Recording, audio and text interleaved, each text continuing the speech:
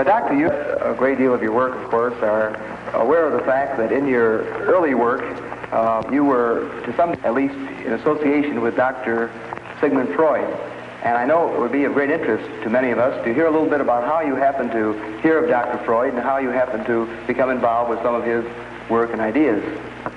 Well, as a matter of fact, it was in the year 1900, in December, soon after Freud's book about dream interpretation had come out, that I was asked by my chief, Professor Bleuler, to give a review of the book. I studied the book very attentively, and I didn't understand many things in it, which weren't clear at all to me. But from other parts, I got the impression that this man really knew what he was talking about. And I thought that this is certainly a masterpiece, full of future. Yeah. I had no idea then of ideas of my own. I was just it was just when I began my career as an assistant in the psychiatric clinic. And then I began with experimental psychology or psychopathology. I applied the experimental association method by Wood, and the same that has been applied in Krappelin's psychiatric clinic in Munich, and I had the results, and that there is a reaction, a certain reaction to a stimulus world. That is more or less uninteresting. But the interesting thing is why people could not react to certain stimulus words, or in an entirely inadequate way. And then I began to study these places in the experiment where the attention or the capability apparently of the test person began to waver or to disappear. And I found soon out that it is matter of intimate personal affairs people were thinking of, or which were in them, even if they momentarily did not think of them, when they were unconscious, with other words, that nevertheless an inhibition came from the unconscious and hindered the expression in speech. Yes. And then in examining all these cases as carefully as possible, I saw that it was matter of what Freud called repressions. Yes. I also saw what he meant by symbolization. And then I wrote a book about the psychology of dementia precox, it was called, now schizophrenia. Yes.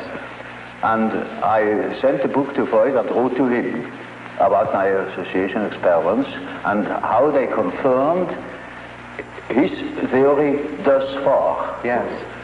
And that is how it began, my friendship with Freud began. Yes. Now, one of the, of course, very fundamental ideas in the original psychoanalytic theory was Freud's conception of the libido as sort of a broad psychic sexual energy.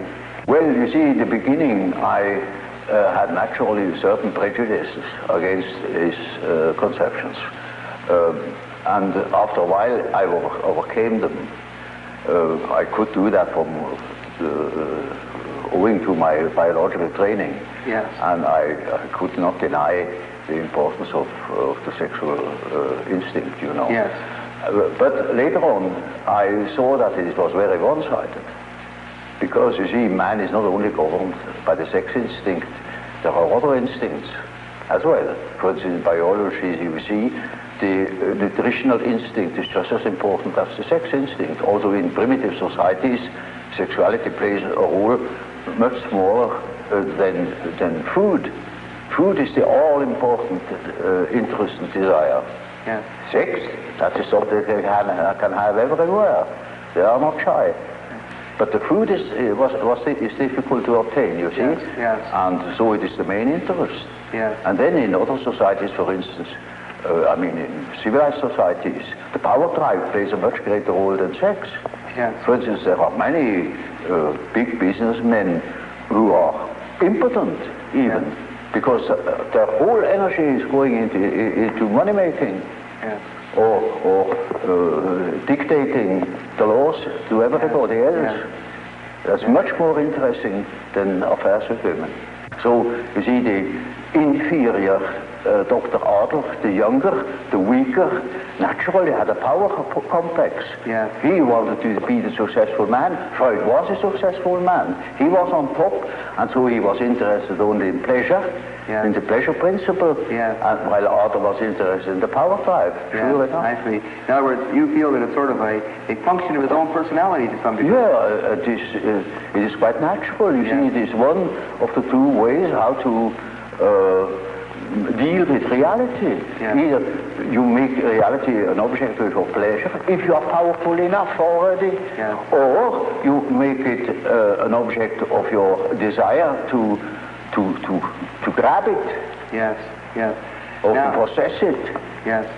Now, of course, some observers have thought that perhaps the patients that Dr. Freud saw in Vienna of this period were often individuals who were repressed sexually. Oh, yes. And perhaps that so many of these patients having been of this type, that this may have been one thing that sort of reinforced Dr. Freud's ideas. Well, that is certainly so, that in the end of the Victorian age, there was a reaction going over the whole world against the taboos, the sex taboos, as one called them. One didn't understand anymore properly why or why not. And Freud belongs into that time, a sort of liberation of the mind of such taboos. The research comes to the question of the unconscious. There things become necessarily blurred, because the unconscious is something which is really unconscious. And so you have no object, you see nothing. No. You only can make inferences, you know. And so we have to create a model of this possible structure of the unconscious, because we can't see it. Now, you see, he came to the concept of the unconscious chiefly on the basis of the same experience I had made in the association experiment, namely that people reacted. They said things, they did things without knowing that they did it or said it. And this is something you can observe experimentally in the association experiment, where people cannot remember afterwards what they did or what they said in the moment where a stimulus word hits the complex. With the reproduction, in the so-called reproduction experiment, you go through the whole list, and you will see that the memory fails where there was a complex reaction.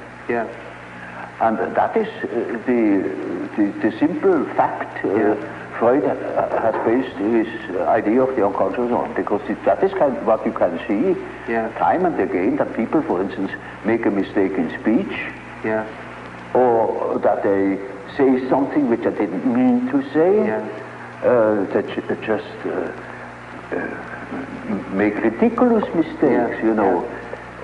There are no end of stories, you know about how people can betray themselves by saying something they didn't mean to say at all, yet in the unconscious meant him to say that thing, just that thing. For instance, when you want to express your sympathy at a funeral, you go to somebody, you say, I congratulate you, you say, that's pretty painful, you know, but that happens, and it is true.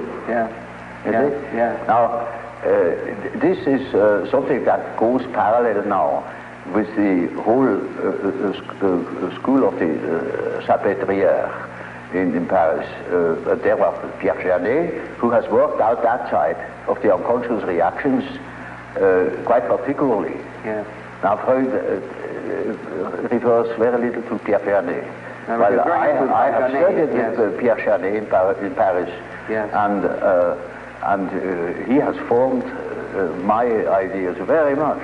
He was a first-class observer, though he had no dynamic theory about, no psychological theory. Yes. It was a sort of physiological theory Yes. of the unconscious phenomena as a so-called abaissement du niveau mental. Yes. That means a certain depotentiation of the tension of consciousness. Yes. It sinks below the level of consciousness and thus becomes unconscious. Yes. Now, that is Freud's view too. Yes. Only he says it sinks down because it is helped, it is repressed Yes. from above. Yes. Yes. Then that was my first point of difference with Freud. Yes. I say there are cases, in my observation, where there was no repression from above, but the thing itself withdrew. Yes. Those contents that became unconscious had withdrawn all by themselves. Yes. They were not repressed. Yes. On the contrary. Yes. Yes. They had a certain autonomy. There I discovered the concept of autonomy. Yes. And that these contents that disappear have the power to move independently from my will. Either they appear when I want to say something definite, they interfere and say and speak themselves instead of what I wanted to say. Yes. Or they make me do something which I didn't want to do at all. Or they withdraw in the moment where I want to use them. Yes. They suddenly disappear. Well, one of the most extreme views that we have, or one of the very men that you knew around Dr. Freud, we mentioned a moment ago, Otto Rank. He spoke Yes. of the birth trauma. He said the actual trauma of being born would leave a very powerful impact on the ego and show itself throughout the life of the person. I should say this is very important for an ego, that it is born. Otherwise it wouldn't be. And that is highly traumatic, you know, Yes. when you fall out of heaven. But will you take literally Otto Rank's position of the birth trauma as having, you might say, a psychological effect? Don't you see, this is an event that happens to everybody that exists, that once has been born. So everybody is born, has undergone that trauma, and so the word trauma has lost its meaning. I see. So, in other Because words, it is a general fact, of which you cannot say it is a trauma. Yes. It is just a fact. yes, yes, I see. You see, because then you cannot observe psychology that hasn't been born. Yes. Only then you could say what the birth trauma is. Yeah. And then, until then you cannot even speak of such a thing. Yeah. It's just a lack of epistemology. Now, Dr. Jung, we've been talking about the early oral level, and as you pointed out, you want to look at it rather literally as sort of a hunger drive or a drive for nutrition. Now, another rather fundamental point in development of the ego, as the more or less orthodox psychoanalytic view follows, is that there is then, this is followed by another critical level, an anal level development. Well, one can use such terminology because it is a fact that children are exceedingly interested in all orifices of the body and they are doing all sorts of disgusting things, you know. Yeah. And sometimes this such a peculiarity keeps on into later life, you know. Yeah. It is quite astonishing what you can hear in that respect. Now, it is equally true that people who have such preferences also develop a peculiar character. In early childhood, a character is already there. You see, the child is not born tabula rasa, as one assumes. Yes. The child is born as a high complexity. Yes. With existing determinants. Yes. That never waver through the whole life, and that gives the child his character already in the earliest childhood. A mother recognizes an individuality of her child, and so if you observe carefully, you see the tremendous difference even in very small children. And these peculiarities express themselves in every way. So first, the peculiarities express themselves in all childish activities, in the way how it plays, in the things it is interested in. There are children who are tremendously interested in all moving things, and in movement chiefly. Yeah. All the things you see that affect the body. And so they are interested in what the eyes do, what the ears do, how far you can bore into the nose with your finger, you know. They will do the same with the anus.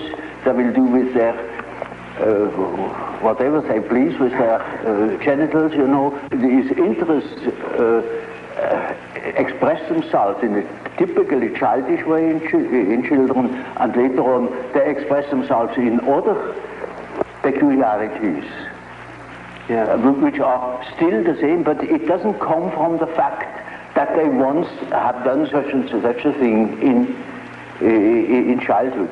Yeah. It is the character that is doing it. Yes. There is a definite inherited complexity, and if you want to know something about possible reasons, you must go to the parents. So in any case of a child's neurosis, I go back to the parents and see what there is going on, you know, because children have no psychology of their own, literally taken. They are so much in the mental atmosphere of the parents, so much en participation mystique with the parents. Yes. They are imbued by the paternal or maternal atmosphere, and they express these influences in their childish way. Yeah. So, for instance, a child, take for instance an illegitimate child, they are particularly exposed to environmental difficulties, for instance, the misfortune of the mother, etc., and all the complications. And such a child will miss, for instance, a father. Yeah. Now, in order to compensate for it,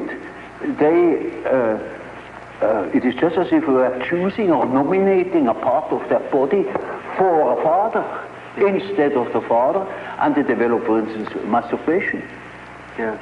Yes. That is very often so with illegitimate children, that they become terribly autoerotic. Yes.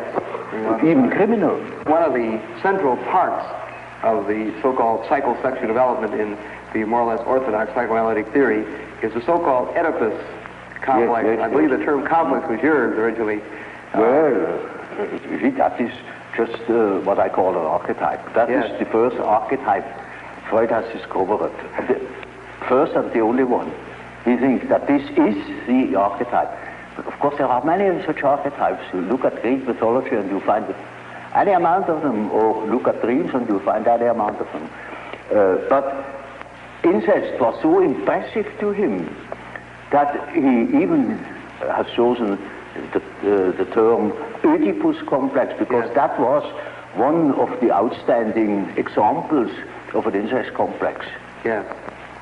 And it is only the masculine form, mind you, because women have an incest complex too, but there it is not an Oedipus. Yeah. So it is something else. Yes. Yes. So it is only the term for an archetypal way of behavior in case of a man's relation, say, to his mother. It also means to the daughter, because whatever he was to the mother, he will be it to the daughter too. Yes. It can be this way or that way. Yes. It depends. So you look at, then you will accept, in other words, the Oedipus complex but not in as being the only important such influence. You will see this is just one of many fundamental, one of many ways of behavior.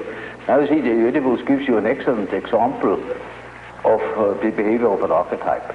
It is always the whole situation. There is a mother, there is a father, there is a son, there is a whole story, how such a situation develops, and to what end it leads finally. Yes. And that is an archetype. You see, an archetype always is a sort of abbreviated drama. Namely, it begins in such and such a way, it extends to such and such a complication, and it finds a solution in such and such a way. Yes. That is the usual form.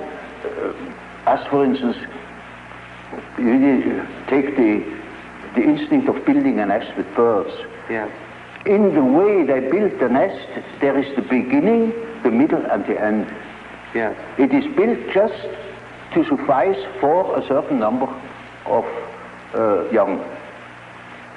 So, you see, the end is already anticipated. And that's the reason why in the archetype itself there is no time. It is a timeless condition where beginning, middle, and end are just the same. They're all given in one. Yes. Now that is only a hint to what the archetype can do, you know, yes. But that's a complicated question. Well, you know what a behavior pattern is. Yes. Now, the way in which, say, a weaver bird builds its nest, that is an inherited form in him. He will apply all certain symbiotic phenomena between insects and plants. They are inherited patterns of behavior. And so man has, of course, an inherited scheme of functioning. You see, his liver and his heart and all his organs and his brain will always function in a certain way, following its pattern. We only have a great difficulty of seeing it because we cannot compare.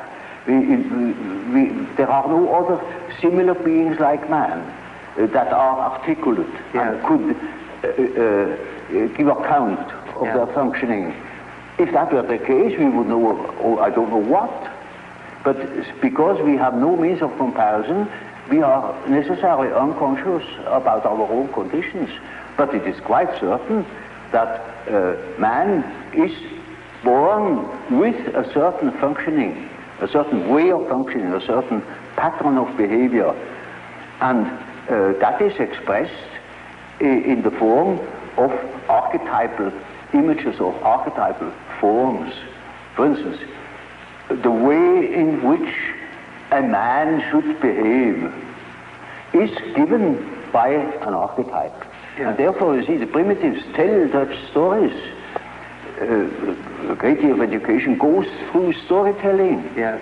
For instance, they call in a palaver of the young men and to older men, perform before the eyes of the younger all the things they should not do. Yeah. And at the end they say, now that is exactly the thing you shall not do. Another way is they tell them of all the things they should not do. Yeah. And you, like the Decalogue, yes. Thou shalt not. Yes, yes. And that is always supported by mythological tales. Yes. For instance, our ancestors have done so and so, and so you shall do. Okay. Or such a hero has done so and so, yes. And that is your model. Yes. For instance, take the teaching of the Catholic Church. There are several thousand saints, yes. And they show us how, you see, the models then become the models, for the individual. And they have their legends, and that is Christian mythology. Yes. In Greek, you know, there was a Theseus, there was a Heracles, models of fine men, of gentlemen, you know. Yes, yes. And they teach us how to behave. They are archetypes. I see. Archetypes of behavior. So you see, when you have lived in under primitive circumstances, in the primeval forest, among primitive populations, then you know that phenomenon. You are seized with a certain spell, and then you do a thing that is unexpected. Now, see, the archetype is a force, it has an autonomy. It can suddenly seize you. It is like a seizure. Yeah. So, for instance, falling in love at first sight, that is such a case. You see, you have a certain image in yourself without knowing it of the woman, of the woman. Yeah. Now you see that girl, or at least a good imitation of your type. Yeah. And instantly you get a seizure, and you're gone. Yeah. And afterwards you may discover that it was a hell of a mistake. Or you see, a man is quite capable, he's intelligent enough to see that that woman of his choice, as one says, not no choice, he has been captured. Yeah. You know, he sees that she is no good at all, that she is a hell of a business. And he tells me so, and he says, for God's sake, doctor, help me to get rid of that woman. He can't. He's like clay in her fingers. And that is the archetype. That is so-called archetype of the anima. Yes, yes. He thinks it is all his soul. Well, you know, that is a bit complicated, you know. The anima is an archetype form expressing the fact that a man has a minority of feminine or female genes. Yeah. And that is something that doesn't disappear in him, that is constantly present. And it works as a female in a man. Therefore, already in the 16th century, the humanists have discovered that man has an anima. I see. And that each man carries his female with himself, they say it. Yes. And so you that is not a modern invention. Yes. So now you see, the same is the case with the animus. That is a masculine image in a woman's mind, which is not sometimes quite conscious, sometimes it is not conscious, but it is called into life the moment that woman meets a man who says the right things. I see. And then because he said it is all true, and he is the fellow. Yes. No matter what he is. Yes. So to infer something. Those are particularly well-founded archetypes. Yeah. Those two, and there you can lay hands on the basis, as it were, of the archetype. They are exceedingly well defined. So, Dr. Jung, we have been discussing in some detail some of the factors in the development of the personality of the individual, and you have very kindly elaborated for us on some of your fundamental concepts. I wonder if you would mind telling us a little bit about how you construe this term, persona. Well, this is a practical concept we need in elucidating people's relation. I noticed with my patients, particularly with people that are in public life, that they have a certain way of presenting themselves. For instance, take the doctor. He has a certain way. For instance, he has good bedside manners, and he behaves as one expects a doctor behaves. He may even identify himself with it and believe that he is what he appears to be. Yeah. He must appear in a certain form, unless people don't believe that he is a doctor. And so when he is a professor, he's also supposed to behave in a certain way so that it is plausible that he is a professor, you know.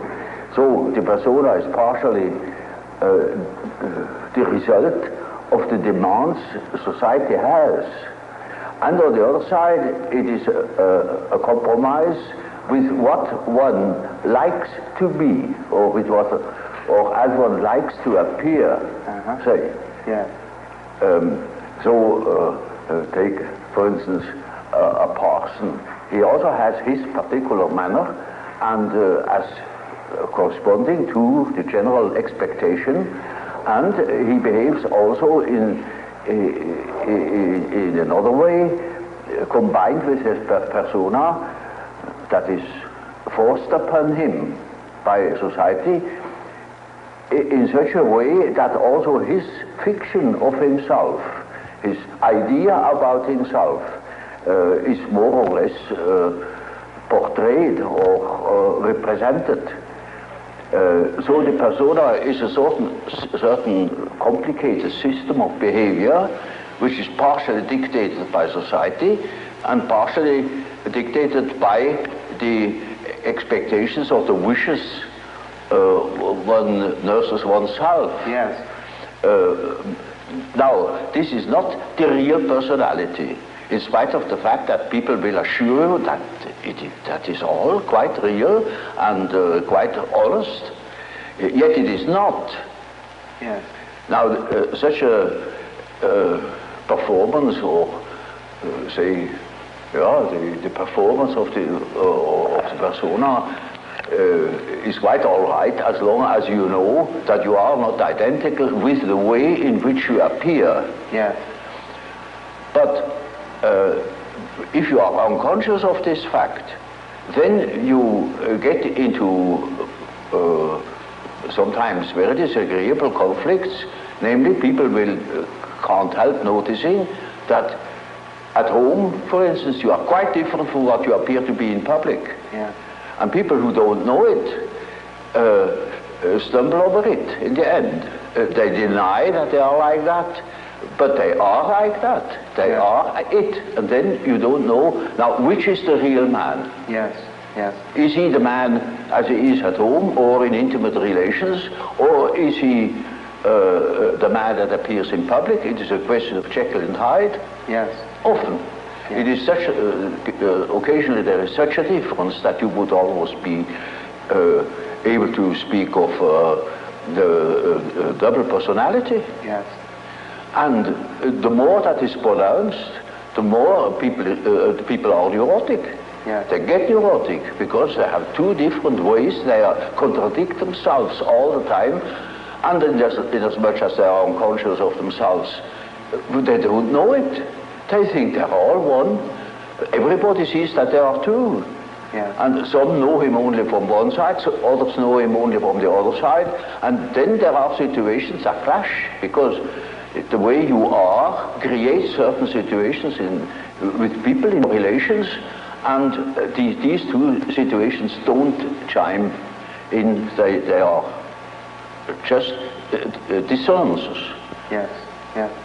And the more that is the case, the more the people are neurotic. Now, you also use the term self. Yes. Now, the word self, then, would this have a different meaning than, say, ego or Oh, yes, persona? quite, oh, yes. You see, when I say self, then you must not think of I myself, because that is only your empirical self, and that is covered by the term ego. Ego, yes. But when it is matter of the self, then it is matter of a personality that is more complete than the ego, because the ego is only consists of what you are conscious of. Yes, yes. Your awareness. What you know to be yourself. Yes. The whole personality of man is indescribable. Yes. His consciousness can be described. His unconscious cannot be described, because the unconscious, as I must repeat myself, is always unconscious. Yes. And it is really unconscious. It really does not know it. Does not know about it. And so we don't know our unconscious personality. We have hints. We have certain ideas, but we don't know it really. Nobody can say where man ends. That is the beauty of it, you know. Yeah. It's very interesting. Yeah. The unconscious of man can reach God knows where. There we are going to make discoveries. Yes, yes. Now, another set of ideas center around the terms introversion and extroversion. It is simply practical because there are certain people who definitely are more influenced by their surroundings than by their own intentions. While there are other people who are more influenced by the subjective factor.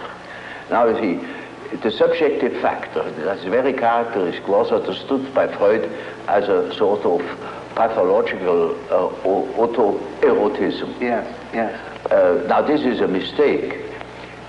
You know, the psyche has two conditions, two important conditions. The one is the environmental influence, yes. And the other is the given fact of the psyche as it is born. The psyche is by no means tabula rasa. We are a definite mixture and combination of genes, and they are there from the very first moment of our life. And they give a definite character, even to the little child. And that is a subjective factor, looked at from the outside. Now, if you look at it from the inside, yes, then it is just so as if you would observe the world. Yes. When you observe the world, you see people, you see houses, you see the sky, you see tangible objects. But when you observe yourself within, you see moving images. Yes. A world of images. Yes. Generally known as fantasies. Fantasies. Yet these fantasies are facts. It is a fact that a man has such and such a fantasy. And it is such a tangible fact, for instance, that when a man has a certain fantasy, another man may lose his life. Yes. Or a bridge is built. Yes. These houses were all fantasies. Yes. Everything you do here, all of the right. houses, everything was fantasy to begin with. And fantasy has a proper reality. That is not to be forgotten. Fantasy is not nothing. It is, of course, not a tangible object, but it is a fact nevertheless. It is, say, a form of energy. Yes. Despite the fact we can't measure it. Yes. It is a manifestation of something. Yes. And that is a reality. That is just a reality as, for instance, the peace treaty of Versailles or something like that. Yes. It is no more. You can't show it. Yes. But it has been a fact. Yes. Yes. And so the psychical events are facts, are realities. And when you observe the stream of images within, you observe an aspect of the world. Yes. Of the world within. Because the psyche, you know, if you understand it as a phenomenon that takes place in so-called living bodies, then it is a quality of matter. As our body consists of matter, we discovered that this matter has another aspect, namely a psychic aspect. Yes. Yes. And so it is simply the world from within, seen from within. Yes. It is just as if we were seeing into another aspect of matter. And so, you see, the man who is going by the external world, by the influences of the external world, say society or perceptions, sense perceptions, thinks that he is more valid, you know, because this is valid, this is real. And the man who goes by the subjective factor is not valid because subjective factor is nothing. Yeah. No, that man is just as well based because he is bases himself upon the world from within. Yeah. And so he is quite right, even if he says, oh, there is nothing but my fantasy, you know. Yeah. And of course that is the introvert. And that the introvert is always afraid of the external world. He will tell you, when you ask him, he will be apologetic about it. Yeah. He will say, of course, yes, I know, only my fantasies. And he has always a resentment. And as the world in general, particularly America, is extroverted like hell, the introvert has no place. Yeah. Yeah. Because he doesn't know that he beholds the world from within.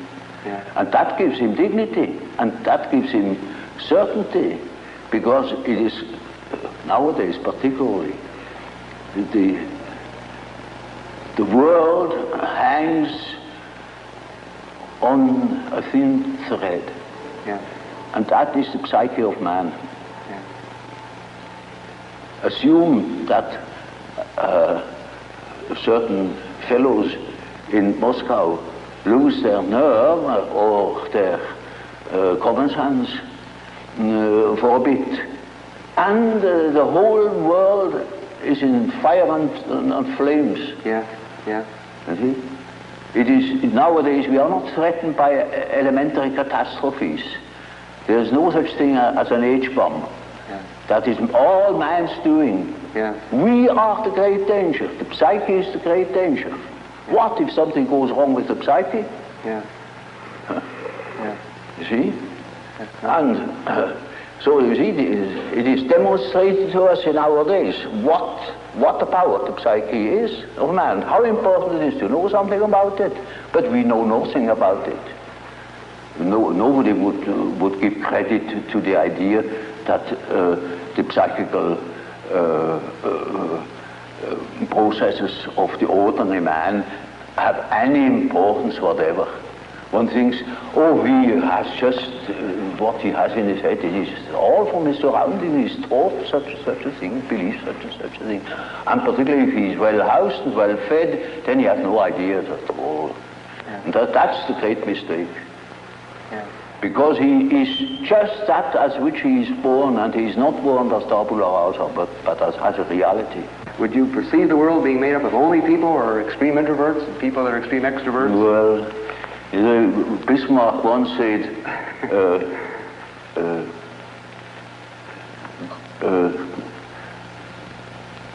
God may protect me against my friends. With my enemies, I can deal myself alone. You know how people are. They catch a word, and then everything is schematized along that word. There is no such thing as a pure extrovert or a pure introvert. Yeah. That such a man would be in the lunatic asylum. Those are only terms to designate a certain penchant, a certain tendency. For instance, the tendency to be more influenced by environmental influences or more influenced by the subjective factor. That's all. Yes. And you see, there are people who are very well balanced and are just as much influenced from within as they are from without, Yeah. or just as little. Yes, yes.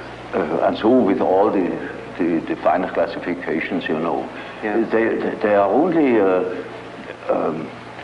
sort of point de repère, points for orientation. My whole scheme of typology is merely a sort of orientation. Namely, there is such a factor as introversion, there is such a factor as extroversion. The classification of individuals means nothing at all.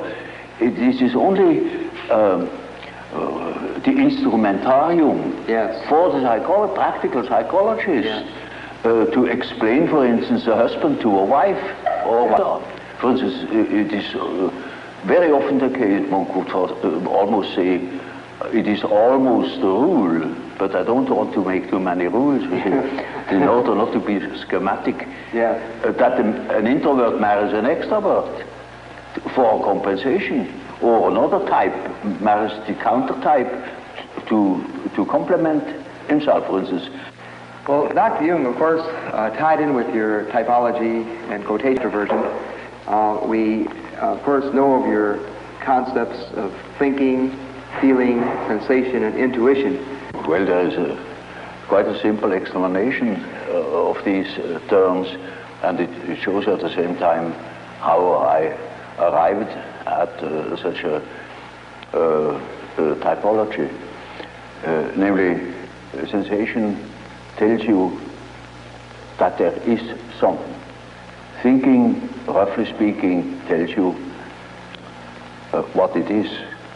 Feeling tells you whether it is agreeable or not, to be accepted or not, accepted or rejected. Yes.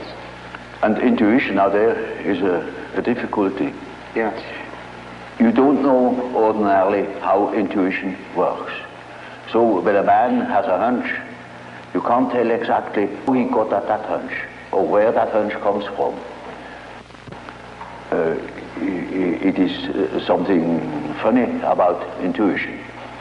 I will tell you a little story. I had two patients. The man was a sensation type, and the woman was an intuitive type. Of course, they felt attraction. And so they took a little boat and went out to the Lake of Zurich. And there were those birds that dive off the fish, you know. Yeah. And then after a certain time they come up again, and you can't tell where they come up. And so they began to bet who was the first to see the bird. Now, you would think that the one who observes reality very carefully, the sensation type, would of course win out. Yeah. Not at all. The woman won the bet completely. Yeah. She was beating him on all points. Yeah. Because by intuition she knew it before. I see. See? Now, how is that possible? Yeah. Well, sometimes, you know, you can really find out how it works by finding the intermediate links. You see, it is a perception by intermediate links, and you only get the result of that whole chain of associations. Yes. Sometimes you succeed in finding out, Yes. but more often you don't. So my definition is, intuition is a perception by ways or means of the unconscious. Yes. That is as near as I can get. This is a very important function, because when you live under primitive conditions, a lot of unpredictable things are likely to happen. Yes. And there you need your intuition, because you cannot possibly tell by your perceptions, by your sense perceptions, what there is going to happen. For example, more specifically, what would be an example or a difference between an intuitive extrovert and an intuitive introvert? Well, you know, you have chosen a somewhat difficult case, you know, because one of the most difficult types is the intuitive introvert. Yeah, you know. I have. The intuitive extrovert, you find among hunters, bankers, gamblers. Yes. That is quite understandable. Yes. But the introvert the introverted variety is more difficult, because he has intuitions as to the subjective factor, namely the inner world. Yes. And of course that is now very difficult to understand, because what he sees are most uncommon things, and he doesn't like to talk of them. Yes. If he's not a fool, because he would spoil his own game by telling what he sees, because people won't understand it. Yes. For instance, once I had a patient, a young woman, about 27 or 8, and her first words were, when I had treated her, she said, "You know, doctor, I come to you because I have a snake in my abdomen." I said, "What?" Yes, a snake, a black snake, coiled up right in the bottom of my abdomen. And I must have made a rather bewildered face at her. And she said, "You know, I don't mean it literally, but I should say it was a snake. It was a snake." You see? Now, you see, our further conversation a little later was that she said, that was about in the middle of our treatment that only lasted for 10 consultations. She had foretold me, I come 10 times, and then it's all right. I said, how do you know? Oh, I got a hunch, she said. Yeah. And really, about the 5th or 6th hour, she said, Doctor, I must tell you, the stake has risen. It is now about here. Hunch. And then, on the 10th day, I said, now, this is our last hour. And do you feel cured? And she said, beaming, she said, you know, this morning, it came up and came out of my mouth, and the head was golden. And those were her last words. Now, you see, that same girl, when it comes to reality, she came to me because she couldn't hear the step of her feet anymore. Yeah. Because she walked on air. Yeah. Literally. Yeah. She couldn't hear it, and that frightened her. And when she came to me, I asked her for her address. And then she said, oh, pension so-and-so. Well, it is not just called pension, but it is a sort of pension. And it is, I never had heard of it. Yeah. And I said, now, I'm curious, I never have heard of that place. Well, it's a very nice place, he said. Curious enough, there are only young girls there, very nice and very lively young girls. And they have a merry time. I often wish they would invite me to their merry evenings. And I said, but do they amuse themselves all alone? Said, oh no, there are plenty of young gentlemen coming in, and they have a beautiful time, but they never invite me. It turned out that it was a private brother. Yes. And she was a perfectly decent girl, you know, of a very good family, not from here. She had found that place, I don't know how. And she was utterly unaware that those were all prostitutes. I said, for heaven's sake, you fell into a very dark place. You hastened to get out of it. You see, that was her sensation. Yeah. She didn't see reality. Yeah. But she had hunches like anything, and they came off. Yeah. Now, you see, such a person cannot possibly speak of her experiences. Yes. Because everybody would think she's absolutely crazy. Yeah. I myself was quite shocked when I thought, for heaven's sake, is that case a schizophrenia? Yes. Yeah. Because you don't hear that kind of speech. Right. But she assumed that the old man, of course, knows everything, and he even does understands such kind of language. Yeah. So you see, if when the intuitive, the introverted intuitive would speak what he really perceives, then practically nobody would understand it. He would be misunderstood. And so they learn to keep things to themselves. And you hardly ever hear them talking of these things. That is a great disadvantage. But it is an enormous advantage in another way. Not to speak of the experience they gather in that respect, but also in human relations. For instance, they come into the presence of somebody they don't know. And certainly they have inner images.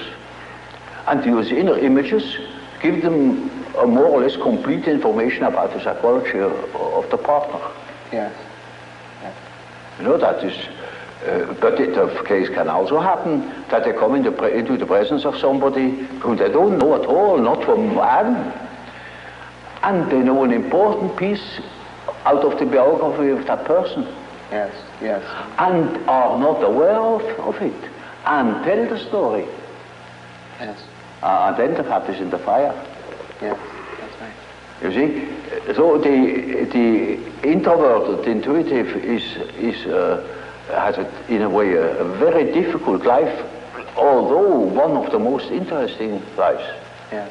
But it is difficult often to get into their confidence. It's just a sort of a skeleton to which you have to add the flesh, or say it is a country mapped out, you know, by triangulation points. And that doesn't mean the country consists of triangulation points. Yeah. That is only in order to have an idea of the distances. Yes. And so it is a means to an end. It only makes sense, such a scheme, when you deal with practical cases. Well, I told you that case of that intuitive girl, who suddenly came out with the statement that she had a black snake in the bed. Yes. Well, now, that is a collective symbol. That is not an individual fantasy. That is a collective fantasy. Collective, yes. That is well known in India. Yeah. Well, she has nothing to do with India, but we have it too. It was generally human. Yeah. But it's entirely unknown. So that I even in the first moment thought, perhaps she's crazy. Yeah. But she was only highly intuitive. Yeah. It is in India known. It is the basis of a whole philosophical system of Tantrism. Yeah. This is Kundalini. Kundalini serpent. I see. You see? And that is something known to some few specialists. Yeah. Generally, it's not known that we have a serpent in the abdomen. Yeah. But that is a collective, you see, that is a collective dream or a collective fantasy. It may be, you know, that what the unconscious has to say is so disagreeable that one prefers not to listen. And in most cases, people would be probably less neurotic if they could admit the things, because these things are always a bit difficult or disagreeable or inconvenient or something of the sort. So there is always a certain amount of repression, but that is not the main thing. The main thing is that they are really unconscious. Yes. And you see, if you are unconscious about certain things that ought to be conscious, then you are dissociated. I see. And then you are a man whose left hand never knows what the right is doing. And counteracts or interferes with the right hand. Now such a man is hampered all over the place. See, then we have the problem. That is the problem for an intellectual man. And then I say, now, you see, you don't know, you have no answer. I have no answer. Now what are we going to do? I say, now we must see what you dream. Because the dream is a manifestation of the unconscious side. Now he never has heard of the unconscious side. So I must explain to him that he has an unconscious, and that the dream is a manifestation of it, and if we succeed in analyzing the dream, we might get an idea about that power that makes him think like that.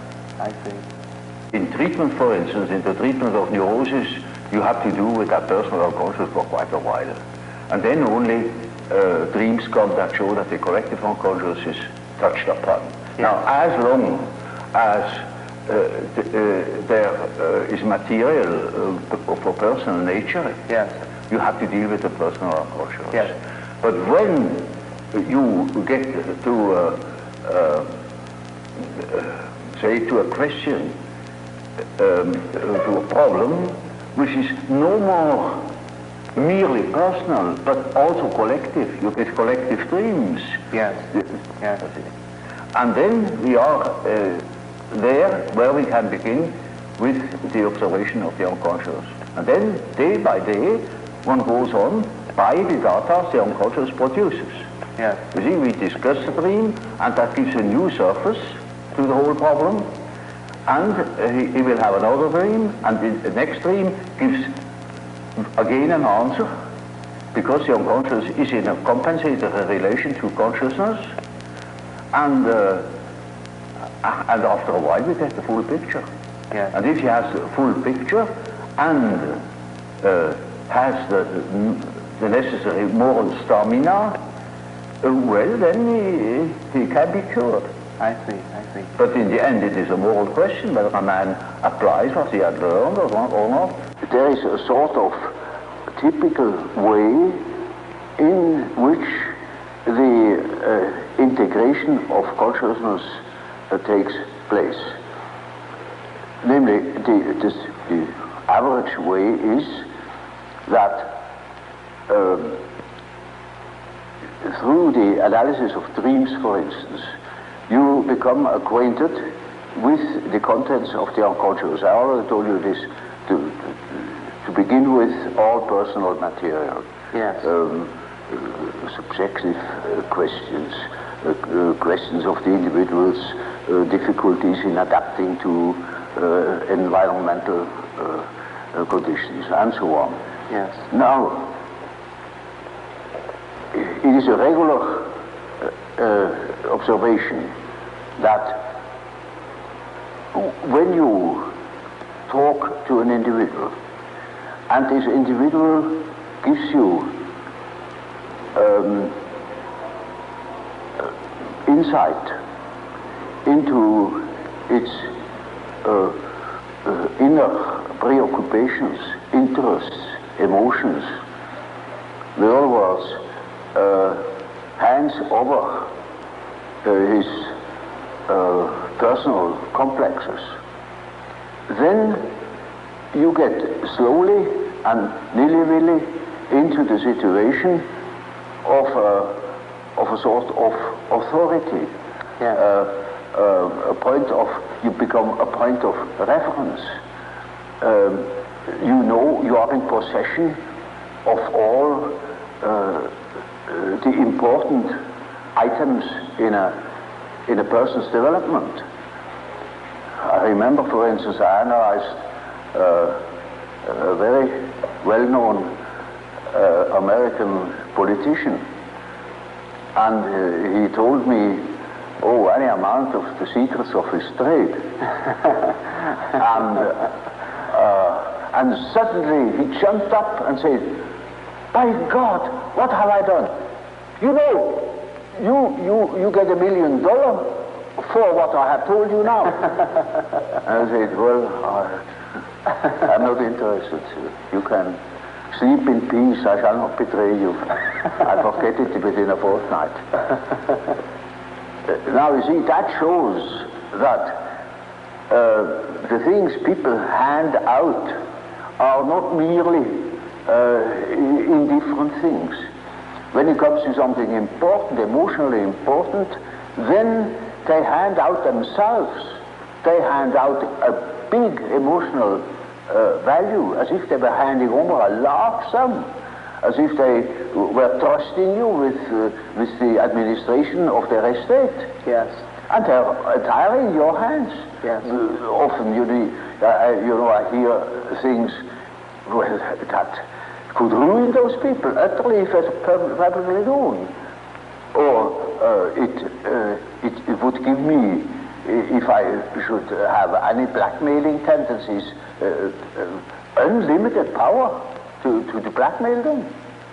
Now you see, that creates an emotional relationship to the analyst.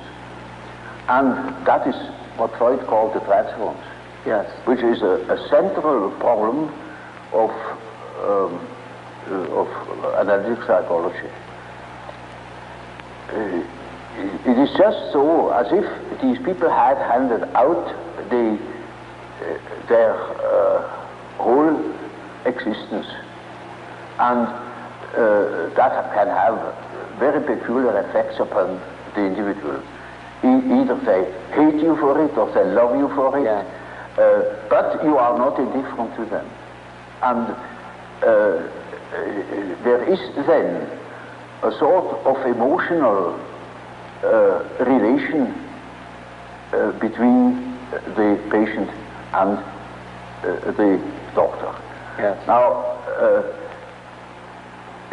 when you hand out such materials, then these contents are associated with all the important persons in the life of a patient. Now, the most important persons are usually father and mother. Yeah. That comes up from childhood. The first troubles are with the parents as a rule. So, in handing over your infantile memories about the father or about the mother, you hand over also the image of father and mother. Then it is just as if the doctor had taken the place of the father, even of the mother. I had quite a number of male patients that called me Mother Jung, because they handed over the mother to me, curiously enough. But you see, that's quite irrespective of the personality of the analyst. It is simply disregarded. He functions as if he were the mother, or he functions as if he were the father, the central authority. And now that is what one calls transference. That's a case, a particular case of projection. Yes. Now Freud doesn't exactly call it projection; he calls it transference. Yes. That is an allusion to the old superstitious idea of handing over a disease, transferring a disease upon an animal, or handing over the sin upon a scapegoat, and the scapegoat takes it out into the desert and makes it disappear. So they hand over themselves in the hope that I can swallow that stuff and digest it for them. And so I am in loca patis and have a high authority. Naturally, I'm also persecuted by the correspondent resistances, by all the manifold emotional reactions they have had against their parents. Now, that is the stuff you have to work through first in analyzing the situation, because a patient in such a condition is not free. He is the slave. He's utterly dependent upon the doctor, like a patient with an open abdomen on the operation table. He is in the hands of the surgeon for better or worse. And so the thing must be finished. And so we had to work through that condition in the hope that we arrive in a situation where the patient is able to see that I'm not the father or not the mother, that I am an ordinary human being. Now, everybody naturally should assume that such a thing would be possible. For instance, that a patient could arrive at such an insight when he's not a complete idiot, that I am just a doctor and not the emotional figure of their fantasies. But that is very often not the case. So I had a case that was an intelligent young woman. She was a student of philosophy, very good mind, where one could expect easily that she would see that I am not the parental authority. But she was utterly unable to get out of this delusion. And in such a case, one always has recourse to the dreams. It is just as if one would ask the unconscious, now what do you say to such a condition? You see, she says within the unconscious, of course I know you are not my father, but I just feel like that, it is like that, I depend upon you. And I say, now we will see what the unconscious says. Now the unconscious produces dreams in which I really assumed a very curious role. You know, she was a little infant, she was sitting on my knees, I held her in my arms, I was a very tender father to the little girl, you know, and more, her dreams became emphatic in that respect, namely that I was a sort of giant, and she is a very little, frail human thing, you know, and quite a little girl in the hands of an enormous being. And the last dream of that series was, I cannot tell you all the dreams, was that it was out in nature. I stood in a field of wheat, an enormous field of wheat that was ripe for harvest. And I was a giant. And I held her in my arm like a baby. And the wind was blowing over that field of wheat. Now you know when the wind is blowing over wheat field, these waves in the wheat field. Yes, yes. And with these waves, I swayed like that, putting her as if it were to sleep, you know. And she felt as being in the arms of a God, of the Godhead. Mm-hmm. And I thought, now the harvest is ripe. Yes. And I must tell her. And I told her, you see, what you want and what you project into me, because you are not conscious of it, is you have the idea of a deity.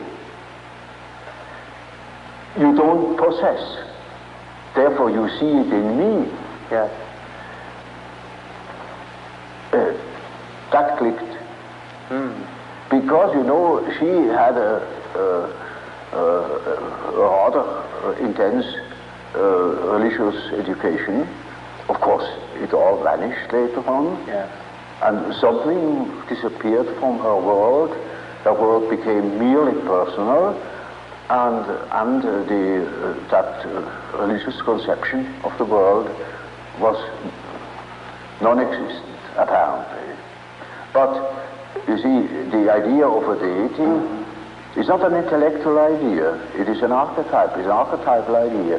Therefore, you find it practically everywhere under this or another name. You know, even if it has the name mana, it is an all-powerful, extraordinary effect or quality, even if it's not personal at all. And so she suddenly became aware of an entirely heathenish image. Yes. That comes fresh from the archetype. She had not the idea of a Christian God or of an Old Testament Yahweh. It was a heathenish God, you see, a God of nature, of vegetation. He was the wheat himself. He is the spirit of the wheat, the spirit of the wind. And she was in the arms of that Newman. No. Now, that is the living experience of an archetype. Now, that made a tremendous impression upon that girl, and instantly it clicked. She saw what she really was missing, that missing value, that was in the form of a projection in myself and made myself indispensable to her. Yes. And then she saw it is not indispensable, because it is, as the dream says, she is in the arms of that archetypal idea. Now that is a luminous experience, you see. And that is the thing that people are looking for. Yes. An archetypal experience that gives them an incorruptible value, and that is a sort of liberation. Yes. And that is, of course, makes her complete, you know. Inasmuch as she can realize such a luminous experience, she is able to continue her path, her way, her individuation. The acorn can become an oak and not a donkey. Nature will take her course. She will become that which she is from the beginning. Now, we think we are able to be born today and to live in no myth, without history. That is a disease.